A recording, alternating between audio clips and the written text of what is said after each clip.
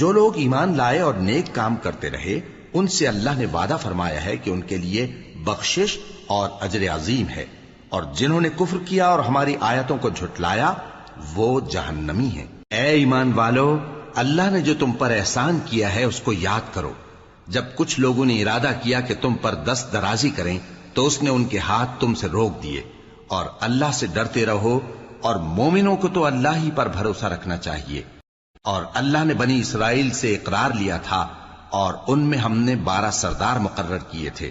اور اللہ نے فرمایا کہ میں تمہارے ساتھ ہوں اگر تم نماز پڑھتے اور زکوٰۃ دیتے رہو گے اور میرے پیغمبروں پر ایمان رکھو گے اور ان کی مدد کرتے رہو گے اور اللہ کو قرض حسن دو گے تو میں تم سے تمہارے گناہ دور کر دوں گا اور تم کو بہشتوں میں داخل کروں گا جن کے نیچے نہریں بہ رہی ہیں۔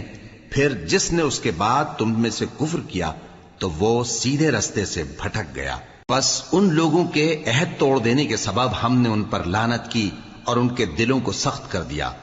یہ لوگ کلمات کتاب کو اپنے مقامات سے بدل دیتے ہیں، اور جن باتوں کی ان کو نصیحت کی گئی تھی ان کا بھی ایک حصہ فراموش کر بیٹھے، اور تھوڑے آدمیوں کے سوا ہمیشہ تم ان کی ایک نہ ایک خیانت کی خبر پاتے رہتے ہو، سو انہیں معاف رکھو اور ان سے درگزر کرو۔ اللہ احسان کرنے والوں کو دوست رکھتا ہے۔